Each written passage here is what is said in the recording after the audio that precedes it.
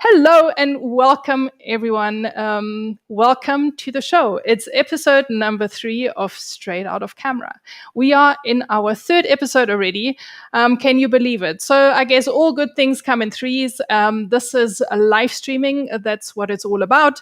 And technical hiccups are part of that, just to keep us on our toes. As I've just explained, in silent mode I run a teaching series called Tame Your Fujifilm, and I dedicated this time to give you a better experience with your Fujifilm camera and to share some tips and tricks on how you can quickly get awesome results out of your camera, so that you can control it like a boss.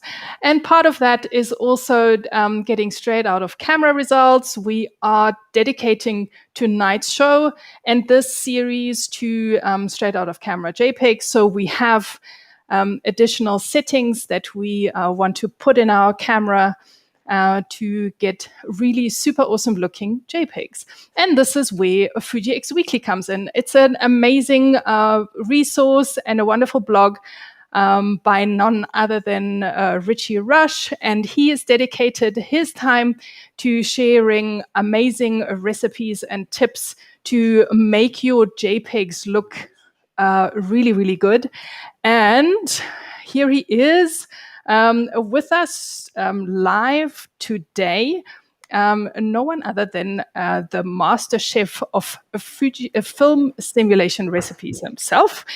Please, can we all welcome Ritchie to the show? Hello, it's so good to have you with us, Ritchie. Hey, Nathalie, and hey, everyone out there watching, and I'm glad you tuned in. And the software that we used was updated last night, so we're having some hiccups. Just be patient with that. And I'm glad that you stuck through the silent mode, the silent movie. Everybody let us know where you're tuning in from. And in the comment, put your country's flag in there if you can. And we'd love to see that. Yes, absolutely. That is brilliant. Thank you so much for that heads up, Ritchie. And we have our first hello already from Phoenix, Arizona. It's Philip Garcia. Philip, thank you. Philip. I used to live in Phoenix once upon a time. It's hot there. Okay. Oh, nice. Up to my liking. We have Green RC24 joining us from La Crosse in Wisconsin. So another countryman. Hello. Ritchie. Yep.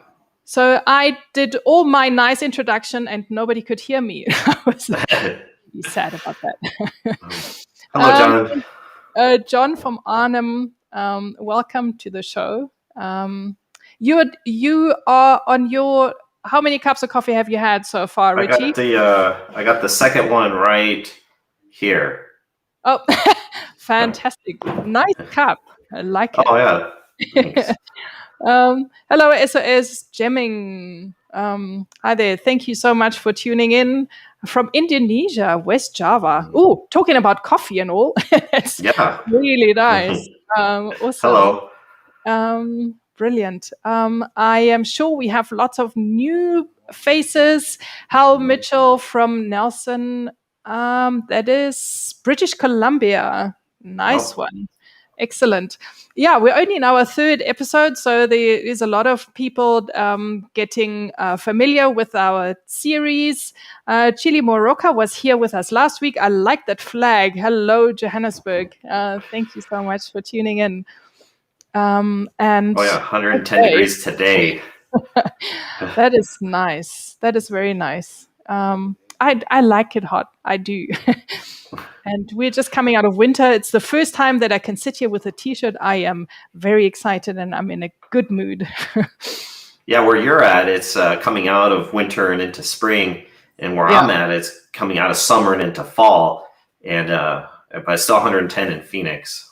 That's... Nice. Hello, Randy. Hey, Randy's tuning in from Tennessee. Awesome stuff. Who else? We've got San Francisco, California. That is also very, very cool. Where else in the world are you tuning in from? Andre Onshin is tuning in from... Is that Croatia? the flag is kind of smallish, and I'm not quite sure. Andre, where are you tuning in from? Please let us know. The flag's really cool, but I think we need a little bit of help here. I'm not too sure. I didn't recognize that one myself, but it's hard to see on the little screen. Yes, yeah. At least that's my excuse. Sorry. And then we've got Carlo tuning in from Germany. Hello. There. How's it going? Lorraine's tuning in from Durban. Hey, Lorraine, how are you doing? Thank you so much for joining us this evening. We have someone from Bolivia, Marcelo Alvarez. That's fabulous. Thank you so much for making it content number 3. Two Charge is tuning in from... Okay, now you started something here, Ritchie. Oh, yeah. I'm responsible for sure. Yeah. We got really excited about the idea about the flags, and then there is Fujifilm from Mauritius. Hey there! Thank you so much for tuning in. Yeah. That's so nice. That's amazing. Yes, we have Mantran from Vietnam with love. Thank you so much for tuning in. Yeah, I think this combination of flag plus the country. Oh, hey, Amanda. Well for us. That's my wife right there. The kids are watching. Yeah. Thank you so much for always tuning in, for your support. It's really wonderful. One day I'm going to meet support is wonderful. Yeah, we'll have to go to South Africa and go. Yes. You'll have to give us a photo tour and everything. Absolutely. Spud's tuned in from the UK. Thank you so much for joining us this evening. And John Gerard is here from the Netherlands. And then we have Photos Tune, also from the Netherlands. Andre. Oh, it's Russia. Okay. Okay. Thank you so much for this bit of help here. We're going to now spend the next month to study our flags. Yep. So that it's amazing. It's a bit better. It's amazing how worldwide the audience is that's tuning in right now. It is just absolutely amazing. There's not a lot going on in the world that just unites everybody, but Fujifilm straight out of camera JPEGs. We're building the whole world around that. Yes, I love it. That's very cool. It is. It's really awesome. I don't know about you, Ritchie, but I feel extremely privileged to have the opportunity to be sitting here and to connect with you and to connect with this amazing audience and just talk about photography. I mean, what's better than that? No, nothing. And this audience is just absolutely incredible. And I can't thank you guys enough for tuning in, taking time out of your day to be a part of this. So I'm just honored and grateful. Yes, and Tutas, thank you so much for lifting we are learning the flag of Poland as well. So thank you for being here with us. So we are we are very international again this evening, this afternoon, this morning. Whatever time it is where you're at. It might be really late at night in some places. Yeah. Yes, exactly. Yeah. Speaking about Vietnam, I am starting to recognize a few names. So thank you so much for tuning in again. And we just wanted to give you a little bit of a rundown of what's been going on in the world of Fujifilm, since this has been quite a big announcement last week. And we're talking about Fujifilm stuff. We thought we make a mention of the fact that we had the Fujifilm Summit all the way from Japan last week. It was actually last week this time, this afternoon, a week ago. And John he's got a question. He's like, were we happy or a bit disappointed with the summit? I think a little bit of both in my case. How about you, Ritchie? Oh, absolutely. A little bit of both. And there's some great things that they announced. The 33 millimeter f1.4. That's one that I'm personally excited about. And I want to get that lens for sure. Yes. The 23 millimeter f1.4, the GFX 50 S2 is, so Fujifilm North America earlier in the year, at the beginning of the year, had loaned me the GFX 50S, and it was a lovely camera to shoot with. This one has the same sensor, but just updated and with a new processor and IBIS, and it's going to be a really good camera. And even though that sensor is older that's in it, it produces such lovely images. This is a great stills camera. I'm pretty sure of it. I am so excited about that. I really am. I'm not really a GFX shooter at all, but I think the introduction of this camera has got my attention, and I think it's an amazing entry into medium format, especially with that price tag. So I'm the cheapest you can get into it. You can't get into digital medium format for any less ever, and that's a wonderful thing about this era that we're in. Taking pictures is that it's so much more accessible than it has been at various times in the past, and this opens up medium format photography for so many people that otherwise wouldn't be able to afford it. Yes. Yeah, absolutely. So we are very excited about that, and I'm also very excited about those lenses.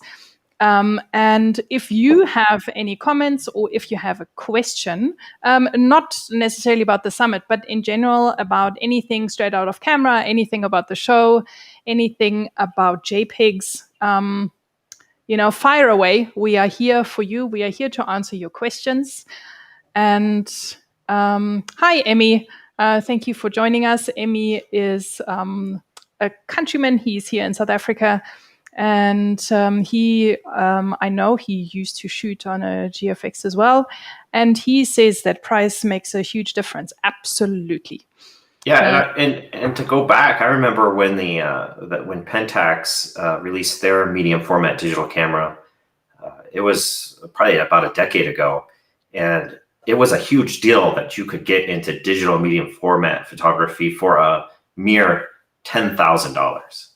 And so to be able to now get into it for $4,000 is just absolutely incredible. Yeah, unbelievable. Yeah, so I'm glad it's come down quite a bit.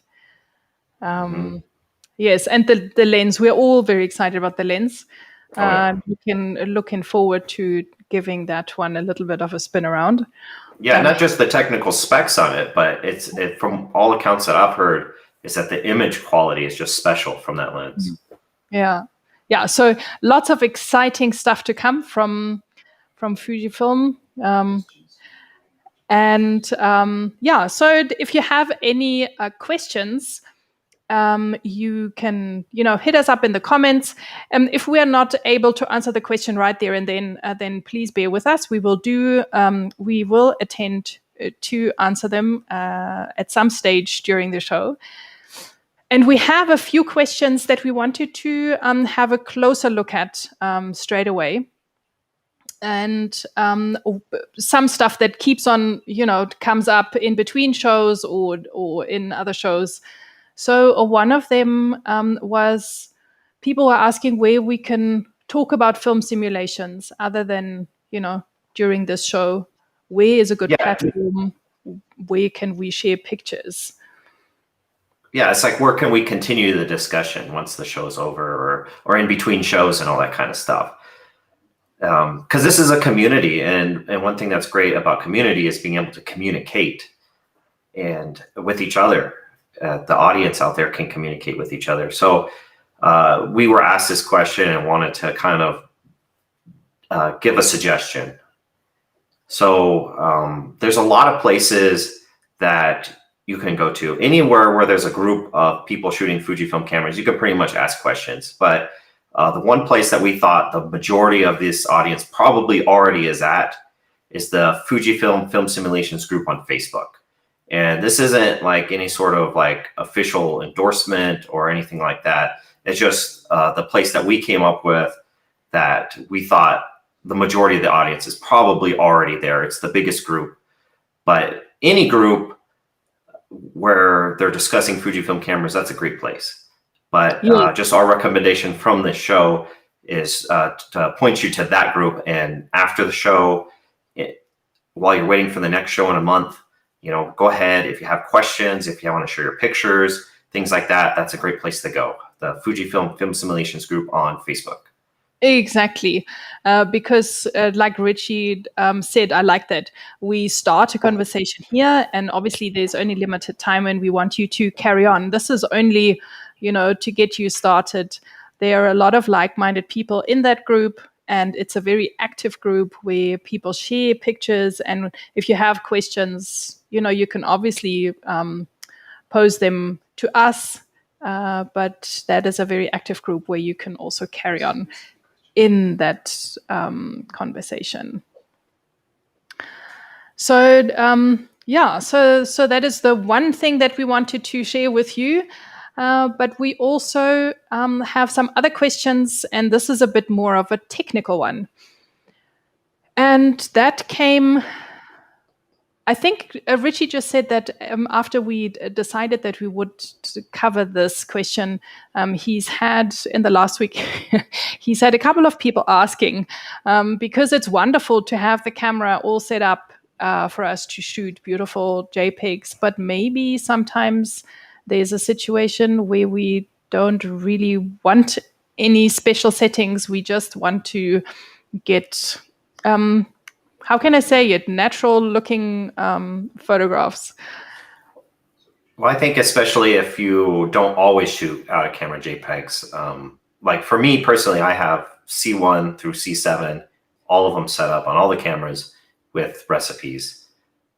But sometimes, especially if you got some event that you're not wanting to use a recipe on, let's say you're a wedding photographer and, you got this big event that you're getting paid for and you're not wanting to use recipes, although you certainly can use recipes for weddings and people do.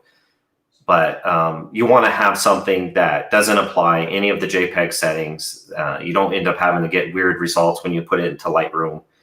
And you just want a very bland-based starting point for your raw editing.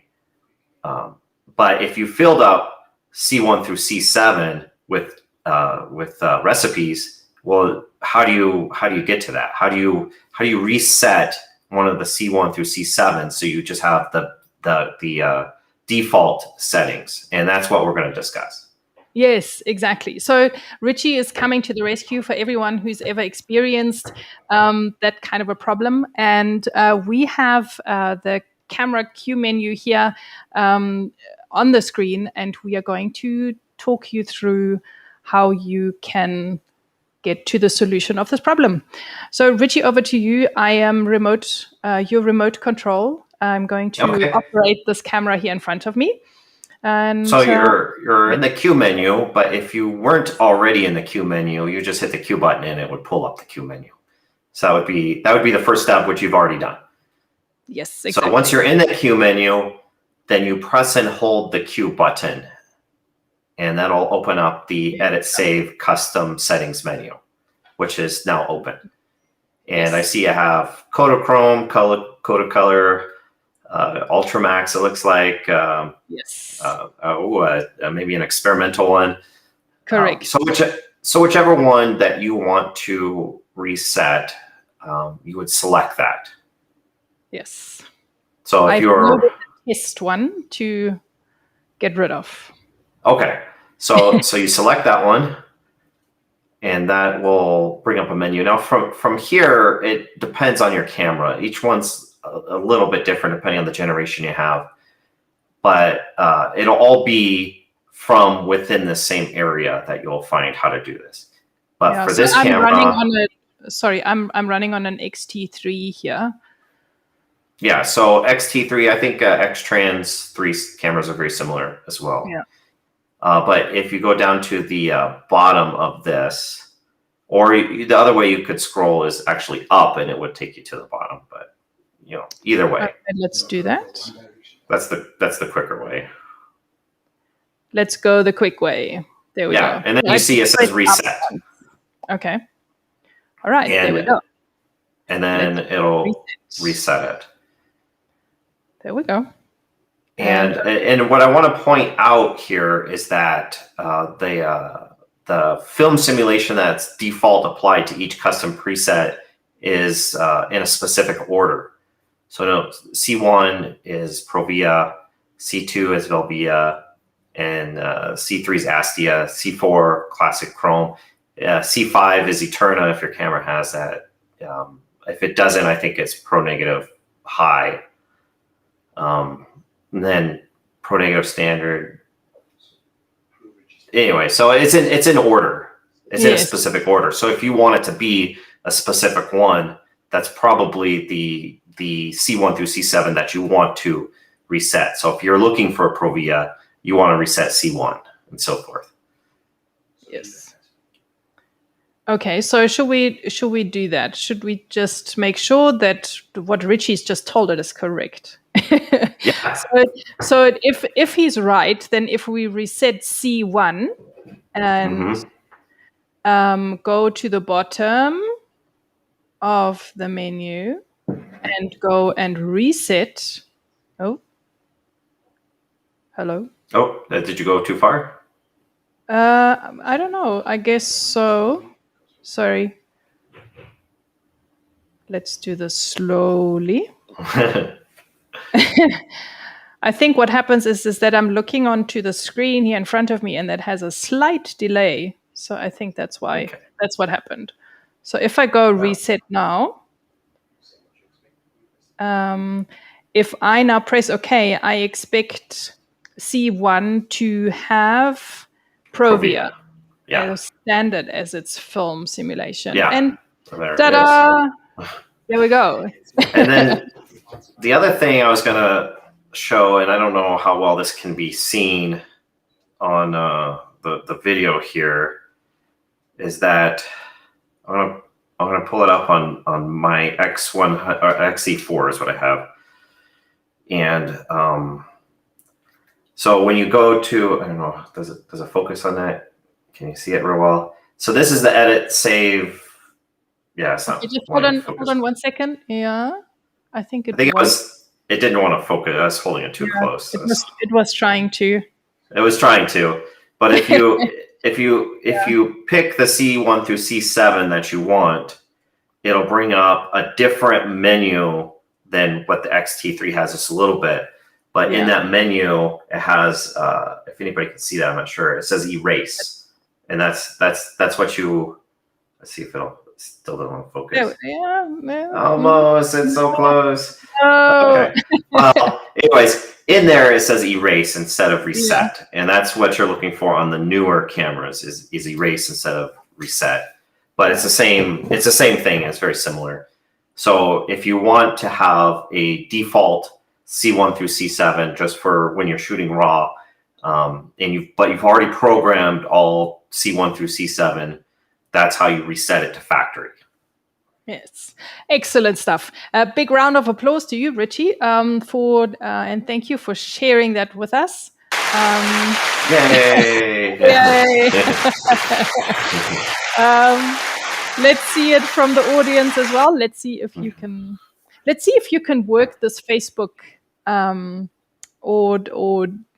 I'm not sure if it's on YouTube, but if you're watching on Facebook, there's some thumbs up and hearts that you can send flying at the bottom of the screen next to the comments section. I always think it's a really cool animation how those float up and then pop up at the top of the. Oh yeah, they've made it so much fun. Yeah. So another question that we wanted to have a look at is how do I use the filter in the app? We are talking about the Fujifilm, the Fuji X Weekly app, of course, Ritchie's brainchild, and an amazing tool for everyone to use. The Fuji X Weekly app is a library of all the film simulation recipes that I've published on Fuji X Weekly. There's over 150. I think it's getting close to 175.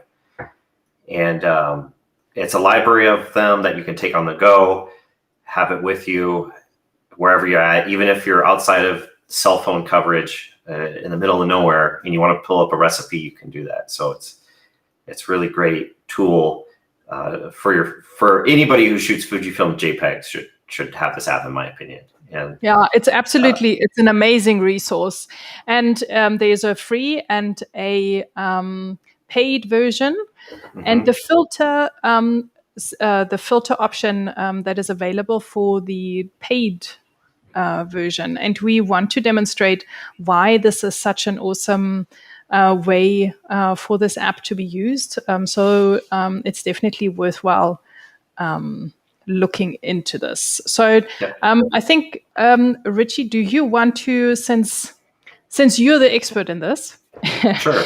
do you want to just give us a run through as we can filter? And sure. I'm going to, I'm your fingers here. So just to backtrack just a little bit, the Fuji X Weekly app is available in the iOS or the Google Play app stores. You can find it either place. And I wanted it to be free. It is a free resource. There's no ads, anything like that. I didn't want any of that stuff in there. But it's expensive to make and maintain and improve on an app. And there's other projects that are coming really soon. By the next month, we'll know about some of them.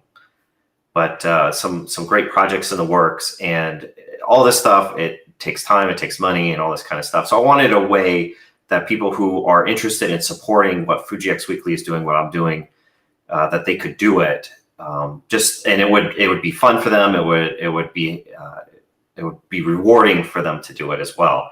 So that's where the Patreon subscription comes into play. And that's just a way, if you want to support what Fuji X Weekly is doing, and if you want to see this other stuff that's coming around for the community, it's a great way to do it. Plus, it unlocks the best app experience for you. So getting into now what you get for that, one of the things is you get to unlock the filters option within the app. So if you are not a subscriber, you click on filter, which is found right underneath recipes. It's in blue towards the top left. If you were not a subscriber, it would say become a subscriber. And but since you are a subscriber, it brings you to this filter page. And one of the great things that you can do is filter by camera. So 150 plus recipes can take a long time to sort through and find what you're really looking for. So if you know your camera model, which you should, you click on by camera, then you select camera right underneath it, and then you pick whichever camera you're using. So let's say you're using the X100V, for example, which is a great camera. I love that one. Okay. If I could only have one Fujifilm camera for the rest of my life, that would be the one right there.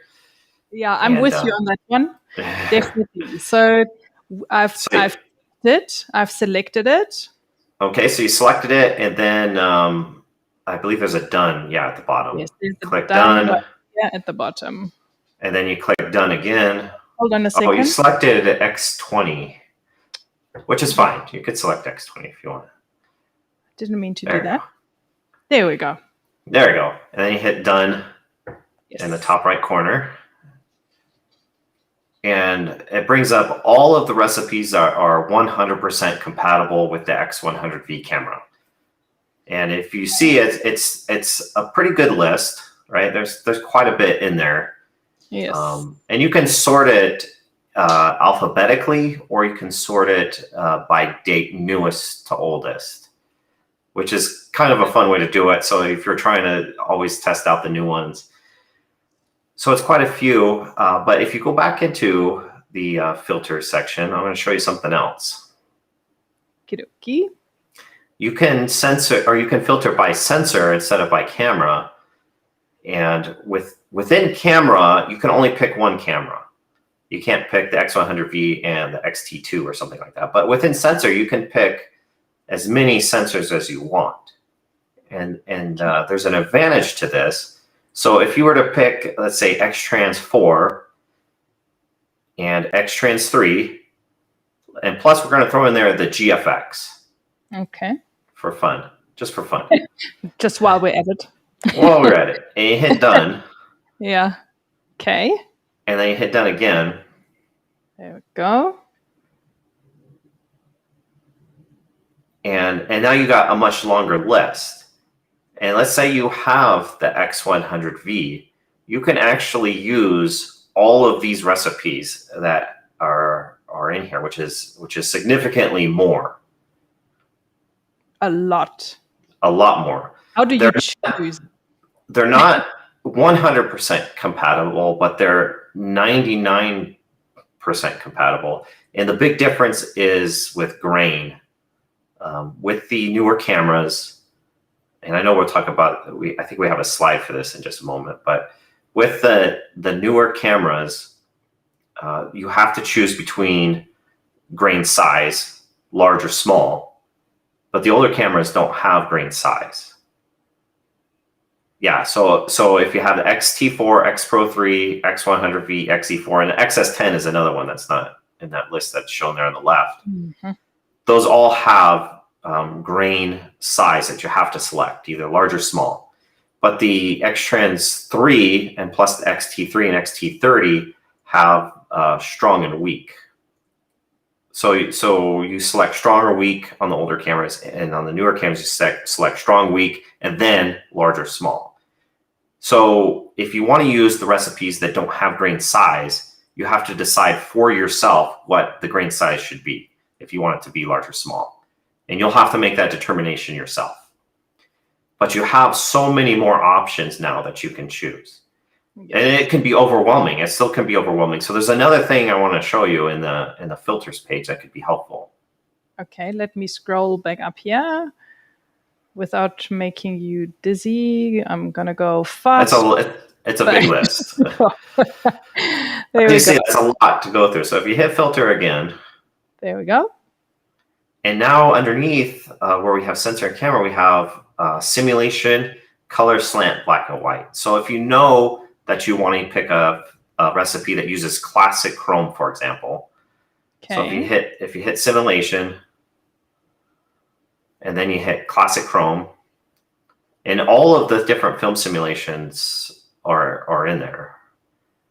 You hit done, and only the ones that use classic chrome are now displayed.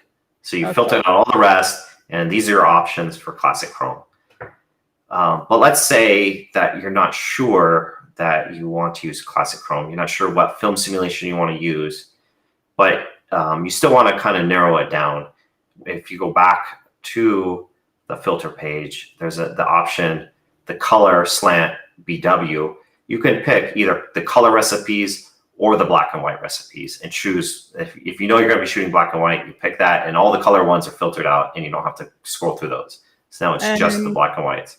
Then we're just in black and white. So that's a great way to kind of filter through it, sort through it, and get closer to whatever it is that whichever one you're looking for. You can more easily find it. Yes. And you see that's a lot of options if you have, for example, the X100V, that you have a lot of different black and white recipes right there that you could choose. And each one produces a little bit different result. Yes. And this is also why we're here, because if you still cannot choose, we choose for you. Yes. And we choose a recipe a month to, go through and experiment and try out. And then we come back in a month and have a look at that, which we will do shortly thereafter. But there is a comment from Randy who says, would you say that white balance is the most common tweak that you have to do when using any recipe? Yeah, so that's a great question, because in the newest cameras, the X Pro 3 and newer, you can save the white balance and the white balance shift in the C1 through C7 presets. But if your camera is older than that, they're not capable of saving the white balance shift. So anytime you change recipes, unless if they share the same white balance, then you have to change the shift. Or if they all are using a different white balance, then you can have a shift. The camera will remember one shift per white balance. We talked about this last week. Yes, exactly. Talked about it last month, you can go back into Or the last last month, yeah. episode and watch that there where we really go through the details about it. And sorry, can I move on? We've got another question here. Sure. Andre is asking, so many different Kodachrome recipes. Which one is the latest or best for the XE4? So yeah, the Kodachrome 64 recipe for the X100V, that is a picture of a horse, I believe, in the app. I can look that up real fast. I'm pretty sure. If you're looking for Kodachrome 64, Yeah, I have an alphabetical order, and I apparently don't know my alphabet. I can bring it up on the phone. Okay, yeah, that would be great. That would. So let me go by name, right? Yeah, and so if you go to Kodachrome, and there's so many. Sorry, I'm going fast. You can use. So there it is. Yeah. So Kodachrome 64, that's the one with the horse. That one is the one that you want to use on your XE4, and I think you'll really appreciate that one. An interesting thing is Moment, the camera shop. They're not sponsored, or they haven't sponsored this video. Maybe they will. So if Moment's watching, go ahead and email me, and we can set up a sponsorship. But they just did an article on the Kodachrome 64 recipe, this one here, and it even included some of my pictures. So if you haven't seen that, make sure you check it out. Yes. Yeah, well done on that, Ritchie. And if you want to, you can make a screenshot right here to give you a mental note of, I really like these sample images to link them to the recipe. It really helps to go back and find the recipe. Yeah, you'll remember the picture. If you like the recipe, you'll remember the picture that is. Since we're all visual people, we remember pictures rather than words. Yeah, absolutely. So thank you for including all these samples. They really help us. And at the bottom, there's a link to the website, and you can find even more sample pictures. Because there's only so many in the app, I didn't want the app to become overwhelming with pictures. So you can find more in the app at the bottom of the recipe. You can visit. There's a link to visit. Oh, it says open website, and it'll take you to the actual recipe on the website, and you can see a lot more pictures in there, and a lot more information too. There's other little tricks and tips and history and that kind of stuff. Exactly. I think that's absolutely wonderful. I love reading and getting some more information about all these recipes. And I think we have another question or a comment coming up. Okay, we have our question that we wanted to talk about. It's actually a question that was asked by some of the viewers in one of the previous episodes. And there was people were wondering if they can use Flash if they're using film recipes. Yeah, and I thought, go ahead, Ritchie. Oh, yeah, it's a great question. And the answer is yes, you can, absolutely. And you could there's people who use these recipes with studio lights. The X100 series cameras have a built-in fill flash that is just absolutely phenomenal, and it balances so well with the picture that it almost doesn't even look like you used a flash at all. It's just a great design by Fujifilm. So on the X100V, which is what I have, one of the cameras I have, I like to use the flash on there. I like to use the fill flash, and I absolutely use it with the recipe. So definitely feel free. And this is an example picture. This is with the X100F I used to have, and this is the trying to remember which the Ektar, the original Ektar recipe is, and I used the built-in fill flash on the X100F to capture that picture. So that's an example. Yeah, so it definitely doesn't mess around with the recipe. It just enhances the photograph. Yes. And this is another example. This is the original Acros recipe on the X100F as well with the built-in fill flash. You use a color, you use it with black and white. You can use studio lights and that kind of stuff. If you do use studio lights, a lot of times the temperature of the light can affect it. So if you can adjust the studio light to the temperature that the white balance is, then that's one way to do it. Or you may have to adjust the white balance in the camera, just depending on what lights you have. Yeah. Okay. Warren is asking, do you ever reprocess an image using Fuji X Studio?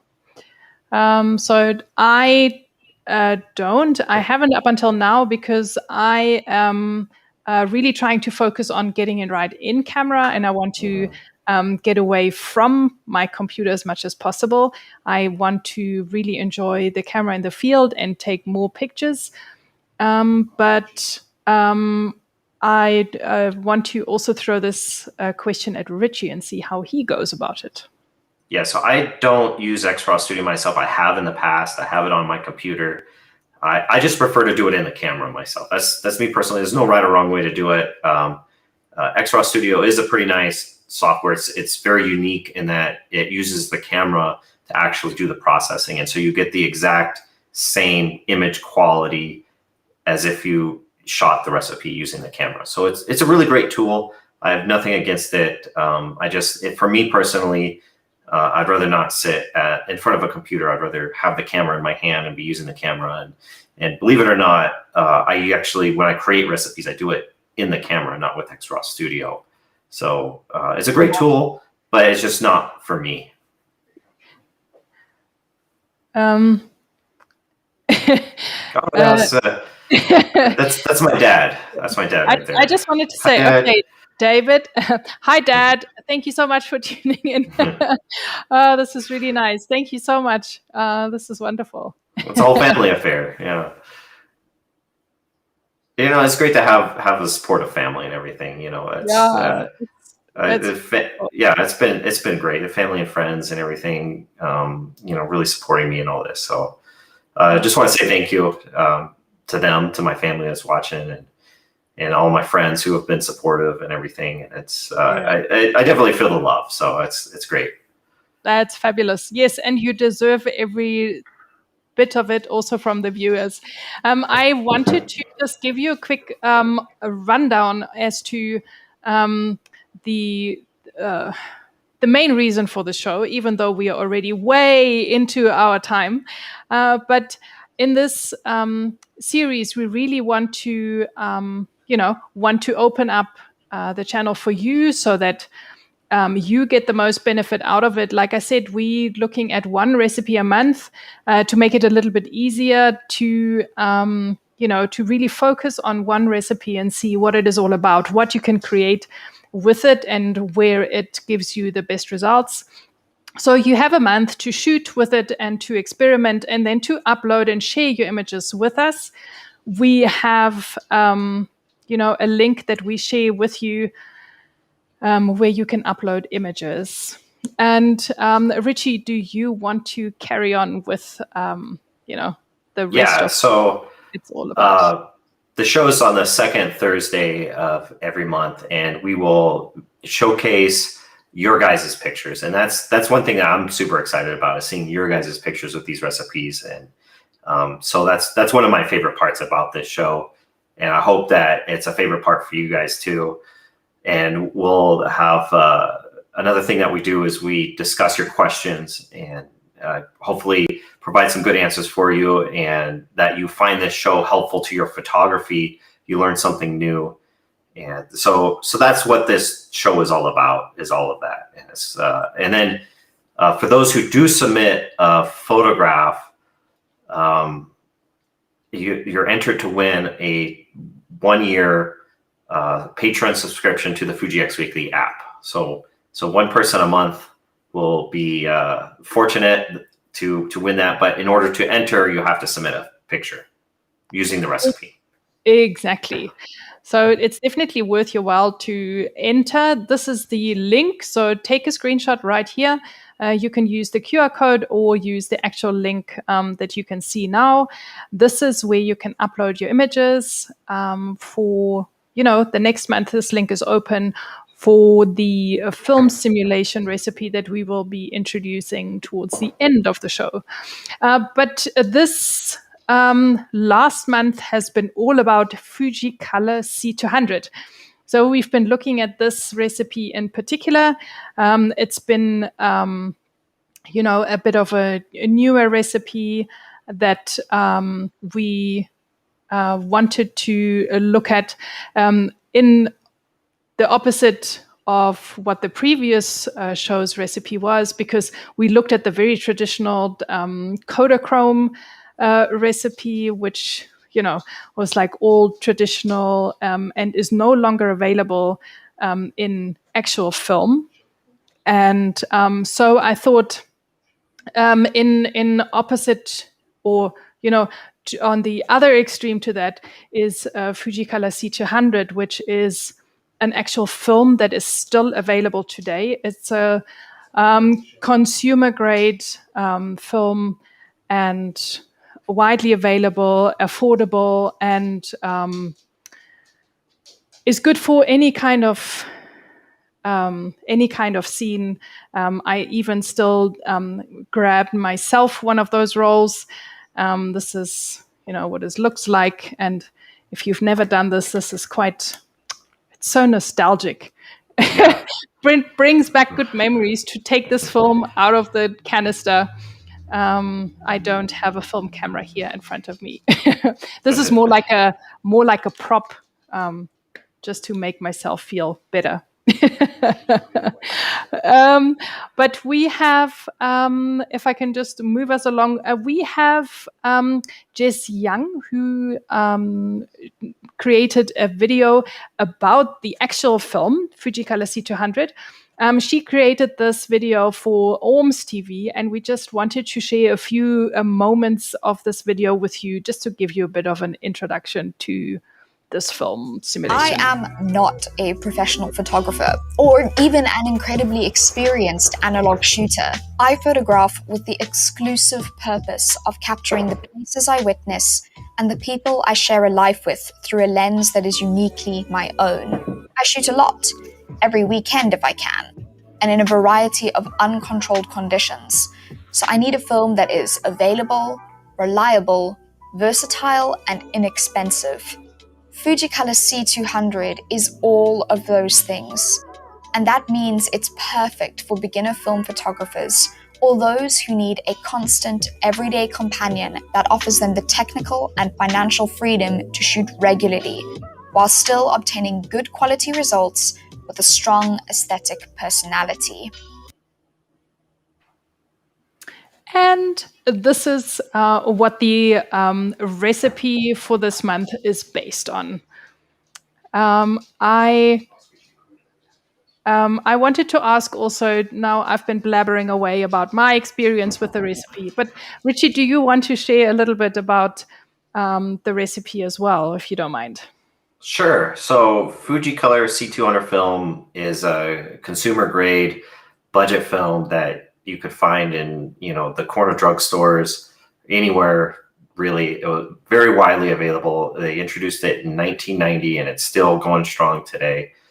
And in fact, I was talking to a local film photographer just yesterday who uses that film. So it's a very popular film, even though it is a budget, not necessarily a professional, grade film, but even professionals use it. And the recipe, it's one that I've had a lot of requests for over the years, and I tried to make it, and I made several attempts, and I wasn't really satisfied with the results. And then George Cody, who's a Fuji X Weekly regular, he was working on one himself, and he thought he was close, so he sent me his idea for it, and I tweaked it a little bit and sent it back to him, and then he tweaked it a little bit and sent it back to me. And so George actually has a lot of experience shooting that film. It's his favorite film. He uses it frequently. But what he ended up doing, the key moment for this recipe came about when he put his camera next to a film camera loaded with C200, his Fujifilm camera right next to it. And he took identical pictures, and then he tweaked the settings even more until they matched. And then when he sent it back to me and he showed me, he didn't tell me which pictures were which. He says, you know, half of these are Fujifilm X and half of these are actual film. And it was like really almost impossible to tell the difference. It was that close. And so this recipe, the one thing I love about it is that it is probably, this might be the closest match to the actual film of any of the recipes. It's really, really good. And of course, you know, everything is different, you know, depending on how it's shot, developed, scanned, you know, that kind of stuff. All that stuff affects the look of it. But he was able to get it really close, and he gave me permission to put it on the website, put it on the app, and I'm just so happy that he was willing. Not only did he create it, but he was willing to share it. And now we're making this video about it, and all you guys are using it too. Yeah, so it's been really great. The one thing is that it is only compatible with the newest cameras because of the settings that it requires. So if you have an older camera, this recipe is not compatible. But the great thing is that we're going to cover all sorts of recipes in the series. So if you have an older camera, we will definitely do recipes that are compatible with your camera. You know, almost no matter what camera you have, we're going to do something. Yes, absolutely. So for this month, this is what we've been experimenting with, and we have some images that Ritchie and I took regarding with this recipe, just to, you know, show you what kind of characters or what the characteristic of this recipe is. And I found, you know, I really enjoyed the warm tones and the blues that I was getting with the recipe. But here are also some of Ritchie's samples as well. So what's really great about this is we just watched that video, right, where it was the actual film. And these pictures that we're showing you here actually resemble that so well. I mean, if you didn't know any better, then you might actually think these were the actual film. It's pretty amazing when you are able to put those side by side like that. Yeah, I think this process, I think we can carry on with looking at the different image samples. And I find this process so satisfying. I can't say it often enough that you just take a photograph and you produce it, you download it from the camera, and it's just such a nice feeling to look at it and really think, wow, this came out of my camera, because it does have a different character and a different feel to it. So that is, that's the amazing thing is that these aren't edited pictures that we're showing you here. These are straight out of camera JPEGs from the camera, and they resemble the film so well. It's amazing. Yeah, exactly. And there's one more sample from us, and I think what we really want to do is look at viewer samples that have been uploaded since this is what the show is all about. So we're really keen on sharing these with everyone. So should we hop in and see what people have shared with us this month? Oh, absolutely. This is the best part of the show, probably. Yes, it is, absolutely. And you're all more than welcome to send us your comments and questions while we are having a look at these pictures. And there's Andre's submission. He is watching this evening, so I am very happy about that. And I love this photographs. I love the colors in this picture. So, you know, it's just this lots of green, beautiful, inviting water, and this, this. It's also nice that it's split. The two tones of green are split, like 1/3 and 2/3. It's got a good balance to it. Yeah, it does. Absolutely. So we can show Andre some love here, everybody who's watching. So you can test my favorite hearts and thumbs here. Let's give a few thumbs up. Oh, and there is Ritchie gone here for a moment. Sorry about that, Ritchie. I'm sure he will be coming back any moment. In the meantime, let's have another look at some other submissions. We have this image here from Kathy. She shared this cute photo, and I love all the different colors that are in this picture. So thank you so much for sharing that with us. Moving on to the next submission, we had received from Dale D. He sent us a picture from a pineapple shop. I also really enjoy those reds and blues in this photograph, and just this impromptu photo of this shop. That's a really nice, different kind of a feel of Fujicolor C200. And while we are busy bringing Ritchie back, we can look at the next submission by Emlyn Jones. Hey, Ritchie, thank you so much. Yeah, I think my battery died is what happened. Oh, so. Well, I'm glad you're back with us. We had a look at the first couple of submissions, but now we've just brought up Emlyn Jones' this image. Of this beautiful, I think it is a kind of a hibiscus, isn't it? And it's fun to have the square aspect ratio as well. That's, it doesn't have to be 3:2. It could be, whatever aspect ratio that you like. So the square does well for this picture. Yes, absolutely. So maybe we can throw this question into the audience and ask everyone what their favorite aspect ratio is. Do people like to crop? Do people like to keep the original ratio? What's your take on cropping? I have a little bit of a pet peeve. I like to keep real ratios, as I call them. So I don't. Myself, I do a 3:2 almost always. Yeah, but we would really like to hear what you think. Also, what you think of all these beautiful submissions, as we are looking at Carl Reif's submission of this very romantic scene of this bench with all these leaves. I really enjoy it. I almost want to just sit there and have coffee, Yeah. Yeah, that's a good idea. Coffee. Let's have some coffee. Stefan says he loves 6x7. That's an interesting ratio. And Stuart likes 3x2. Okay.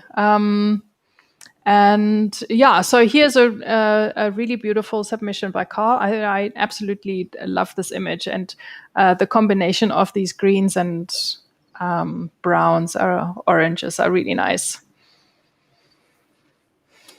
Ritchie, do you want to take this one?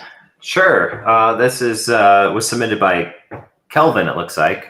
Yes. It's hard to read it's so small on my screen, it's hard to read, but yeah, it looks like an eye, with the letter I. But it's interesting perspective from looking up above, down below.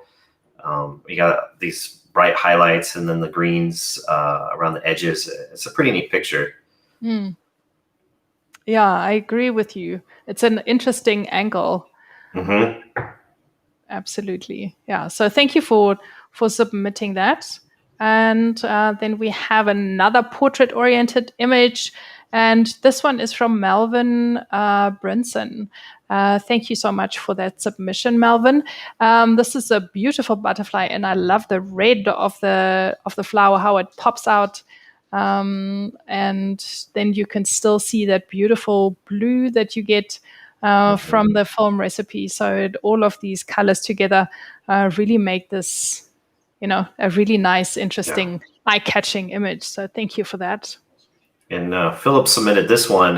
He talked about those blues again in the sky and the yellow on the building and on that, I think it's a fence or something to the left, and the reflection. It's a really nice use of the recipe to really make a picture, stand out.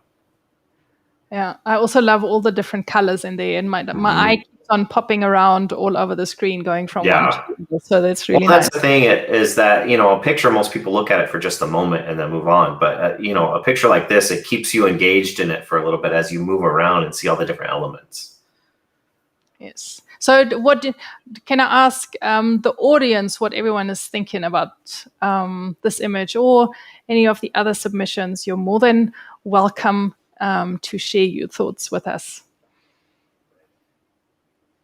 And then we have a submission from Prem Kumar, who sent us this image. And here I am again with my blue sky and the reds in the flower of this tree.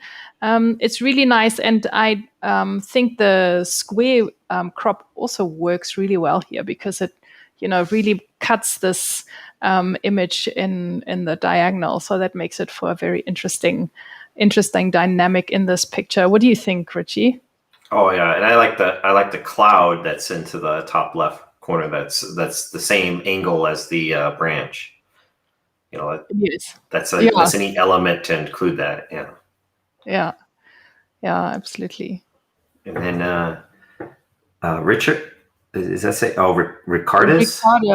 Ricardus. Yeah, it's hard to see, but yeah, it's a high contrast situation with the bright lights and the deep shadows, and the recipe does pretty well at taming those things and keeping them, having plenty of contrast but not overdoing it. So it matches the scene pretty well. Yeah, it does. I really enjoy this image. The lady with the red hair and the bangle, the nails, looking at this little creature sitting on her hand. I really do enjoy that scene a lot. So thank you, Ricardus, for your submission. And then we have it's Roger Solbacher who sent us this picture, and tonight is my night where I choose all the blue skies.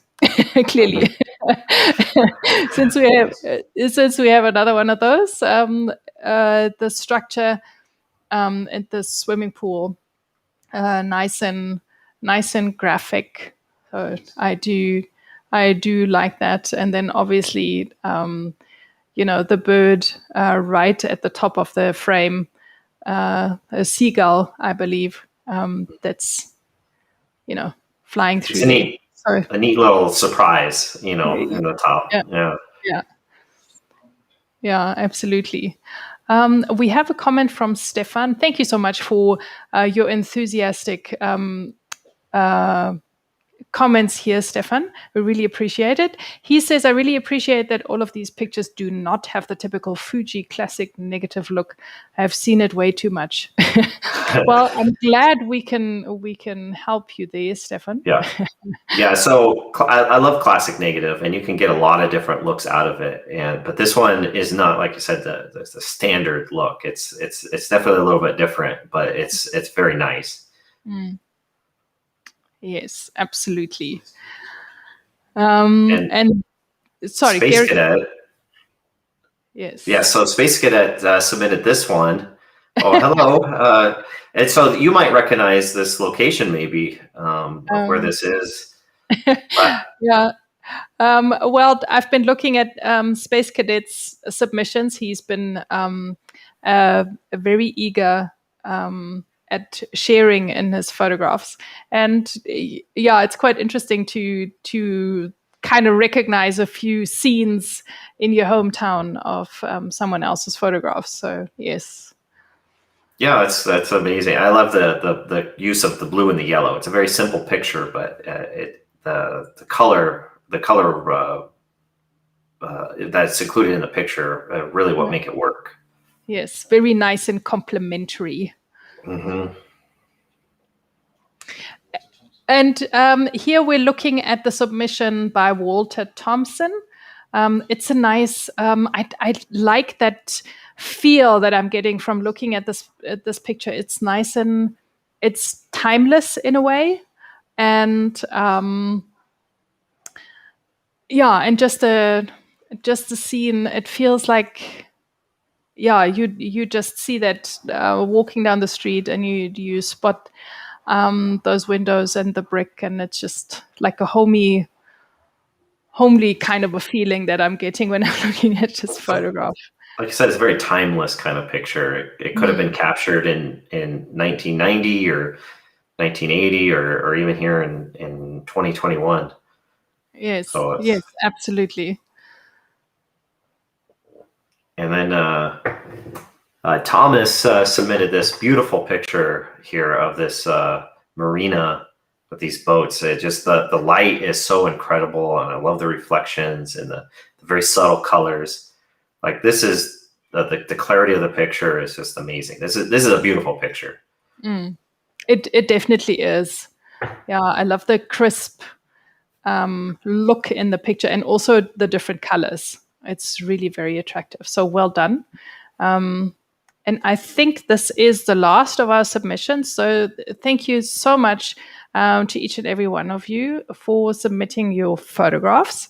There are a lot more, but yeah. So what we are trying to do is we guarantee that we show one of your submissions. If you submit more than one picture, we don't want to limit you to uploading, although we do, hope that you see that you choose like your favorite one or favorite ones.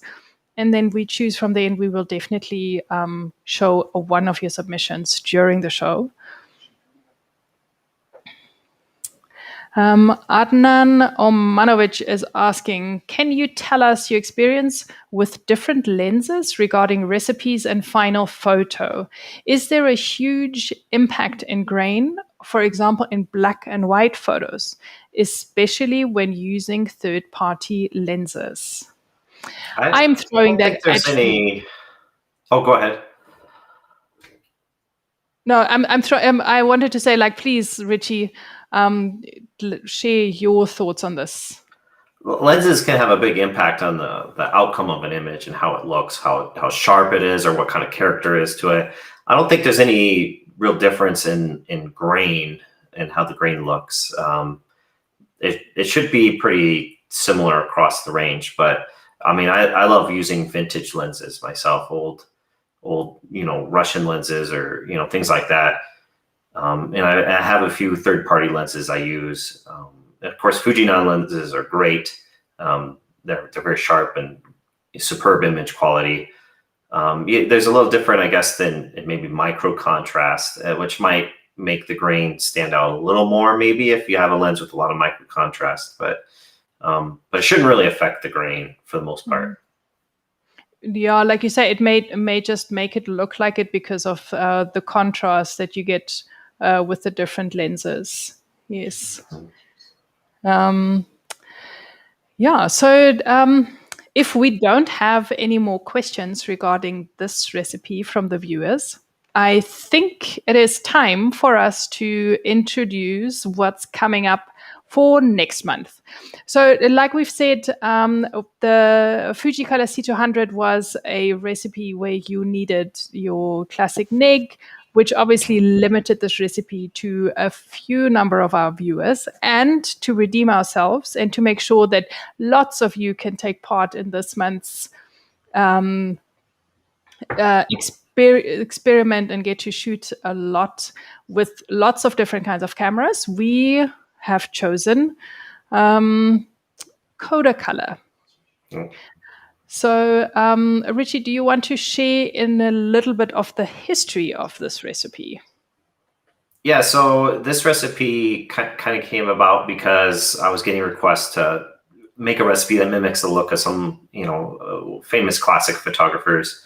And as I was researching what film they used, a lot of them used Kodacolor as their base. So that's kind of how it came out. But it's interesting about Kodacolor itself. Kodak has used that name on a lot of different products over the years. A lot of different emulsions and films that can look quite a bit different. But what the recipe is mimicking is kind of the Kodacolor from the 1980s and on. And Kodacolor evolved into all sorts of different films that you might recognize now, like Kodak Gold has its roots in Kodacolor. and things like that. But so this is like a 1980s Kodacolor recipe, basically, is what this look is. So we are calling all 80s babies who may recognize some of these colors.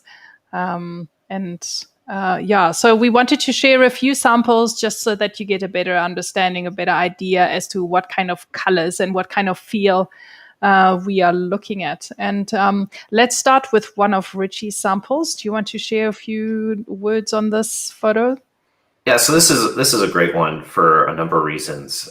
First, that camera there is a very unusual camera. It's called a Kodak disc camera, and basically the film that it took looked like a floppy disk, and it was a circle shape, and the frame on it is so small. It's smaller than 110 film, and that's where this Kodacolor film that the recipe is based off of comes from. Kodak needed to up the quality of their film so that it would look good printed from these tiny little negatives. And so that's the film that the recipe is based on, comes basically from the camera that's in this picture. The other thing about it is this is not a composite. This is straight out of camera. I used a really fast shutter speed and basically threw the camera in the air, and that's how I took this picture. Yeah, I absolutely love it. And I think it's a really nice introduction into this next month coming up. I see lots more blue skies here. And as opposed to this photograph that I'm sharing here, where I share my love for not only film recipes, but also for Instax prints. And I think we can move on to the next sample.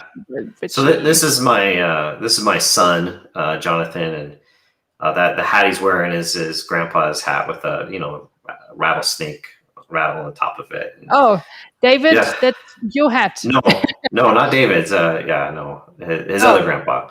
Yeah. Oh, okay. Yeah. So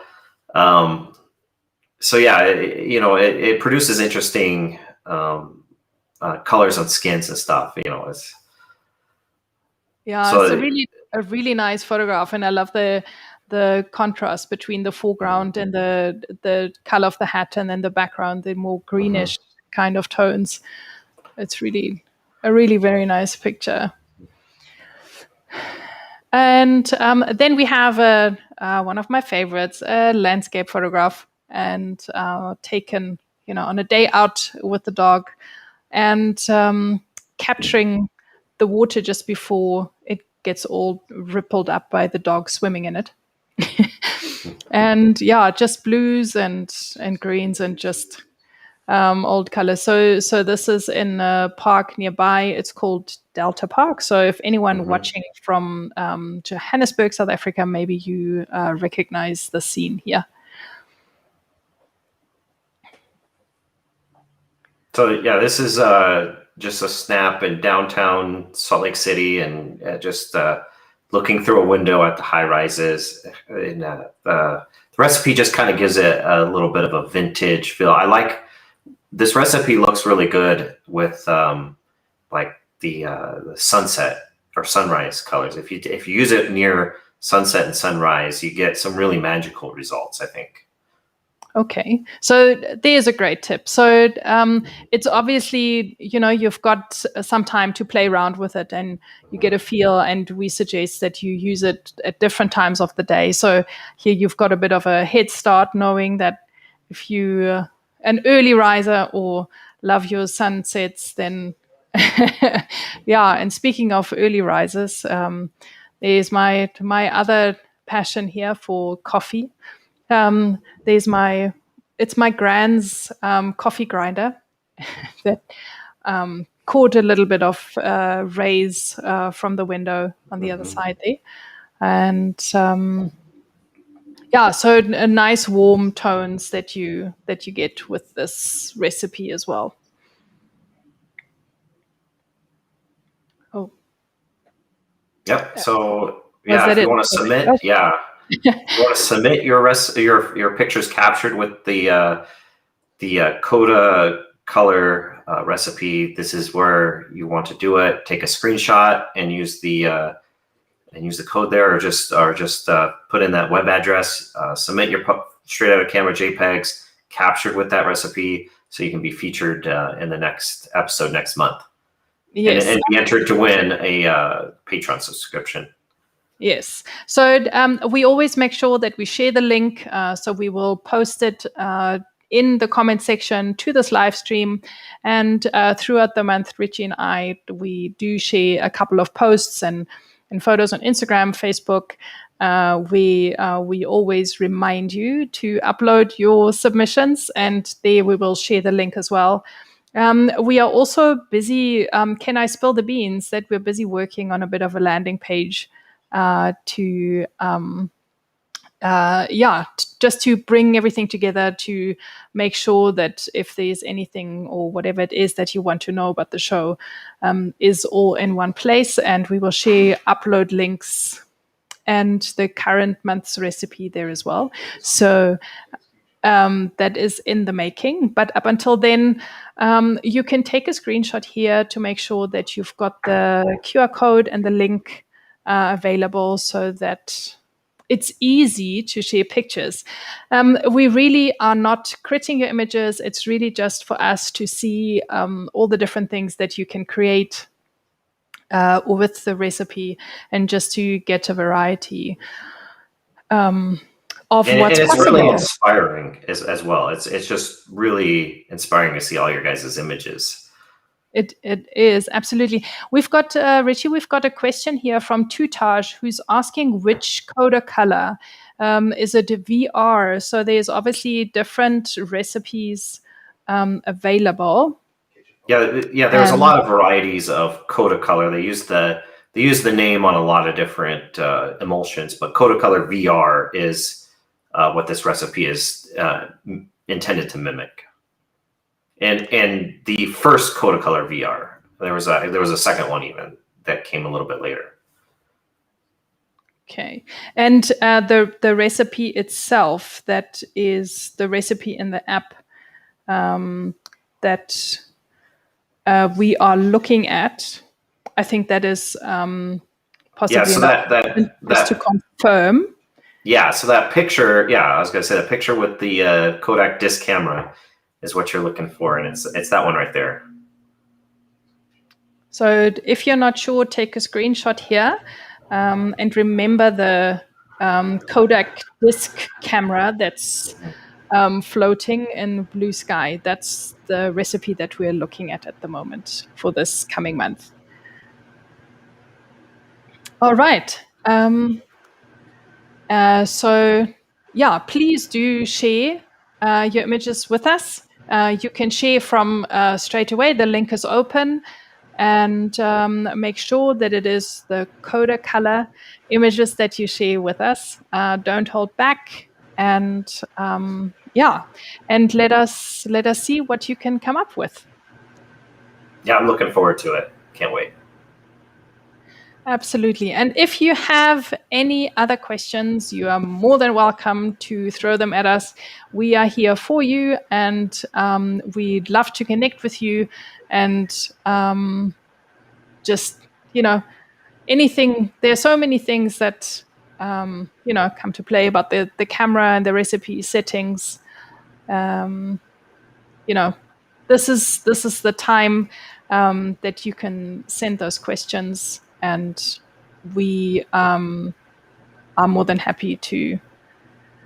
Or if you think of a question later, feel free to reach out to us and ask a question. Maybe we can answer that in the next month as well, in a future episode, because we really want to help you. The show is about helping you with, get more knowledgeable with your camera and try different things and improve your photography. So whatever we can do to help you, that's what we want to do. So just reach out to us. Exactly. It's supposed to be fun and easy, and that's what we're here for. But speaking of fun, we've got one thing left up on our sleeve that we definitely don't want to hold back on, and that is our lucky draw. Because everyone who has submitted an image for today's show, entered automatically into our lucky draw. So we are going to see who tonight's winner is. We have a lucky wheel that we are going to spin. Everyone's names is on that wheel, and we are going to draw, at random, one person who will walk away with a 12-month subscription to the app. If you have submitted this evening, today, then your name's on the wheel. So should we get the drum roll ready, Ritchie? And let's do it. Let's see who is our winner tonight. Let's spin that wheel and let's see who we've got. Emlyn Jones. Yay! Jones, who submitted the beautiful hibiscus picture, is our winner for this evening.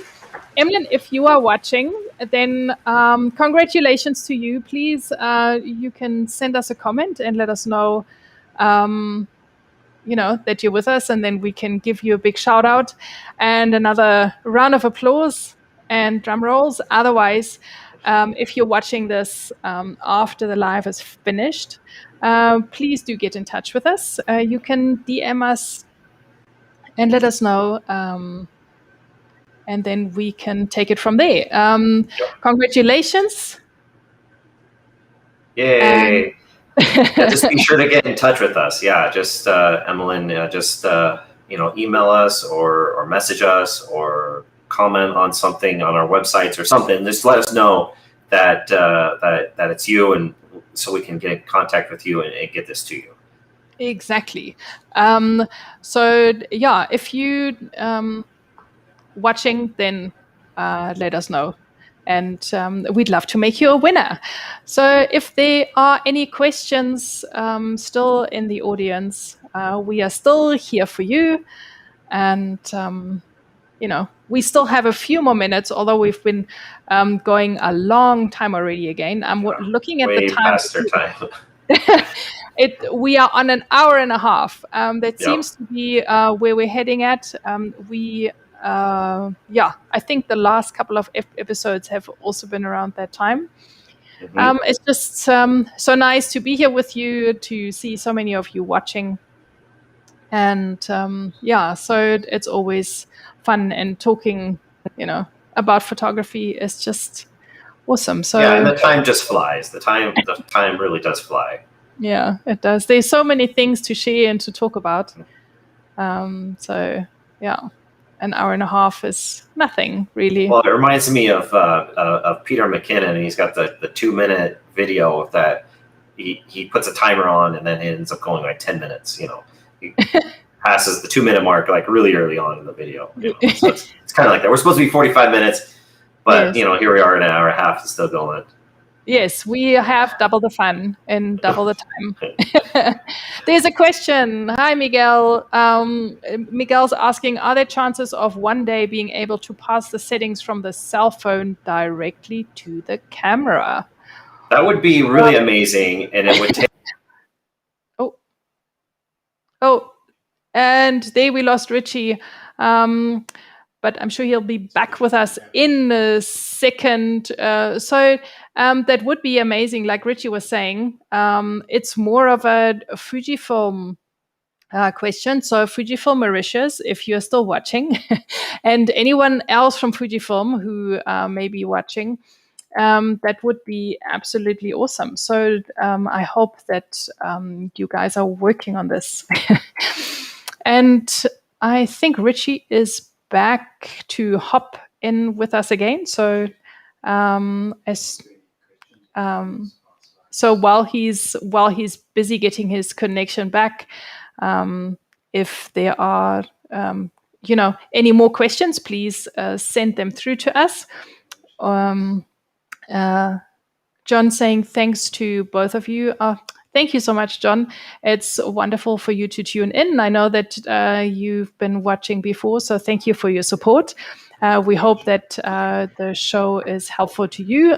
Hey, Ritchie. Hey, yeah. So Fujifilm, yeah. Reach out to me, and we'll make this happen, where we can put the recipe straight from the app to the camera. So Yes, that would be amazing. That would be. And Rick is saying Fuji have only just opened up for third-party lenses. Would be good though. Yes. Yeah. Here's to hoping. So this is the first step in the right direction. Yep. let's hope we carry on that same road.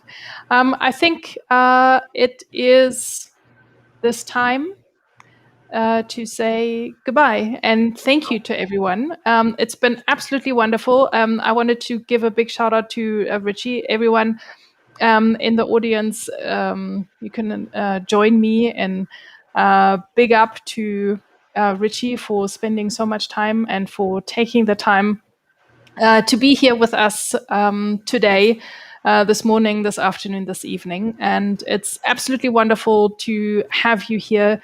Ritchie, thank you so much. Your input is absolutely invaluable. And thank you so much for blessing us with your beautiful blog. Everyone who hasn't yet, please do subscribe. This blog is a wealth of information. It's big up, big plus in my life. It's changed, my world, and there's so much info that I'm getting from it. So I can only recommend it. Thank you again for joining us. Thank you for all your kindness and for having me on and just partnering with me on this. It's such a great thing, and I think it's really good for the Fujifilm community. And I want to thank everybody who's watching. This video is for you, so I'm really just honored to be a part of it, and I appreciate everyone taking their time to watch and to participate, and it's just really wonderful. And thank you to Nathalie for co-hosting this and putting this together, and it's just really wonderful. So thank you. I'm just honored to be a part of it. It's great. Well, we are having a lot of fun, and thank you. It's wonderful. I think between all of us, we can make this a really great thing. So thank you for everyone's support, and I do hope that you will join us again next month. And Rick, thank you as well for tuning in. Kathy, thank you for to everyone for tuning in. Thanks, Philip and Carlo. Thank you all. We couldn't do this without you, and we're here for you, and it's absolutely wonderful. Thanks, Stuart. Have the opportunity to do this. So, yes, see you next time, John. It will be wonderful to have all of you back again. From us, it is a very goodbye. Goodbye, Ritchie.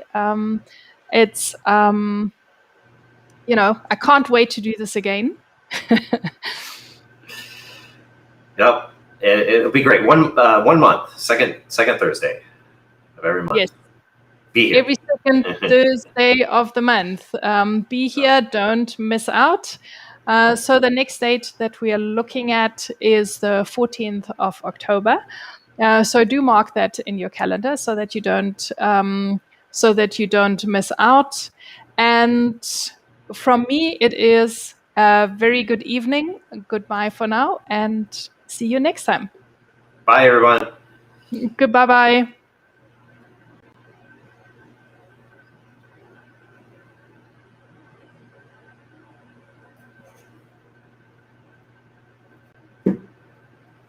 Bye.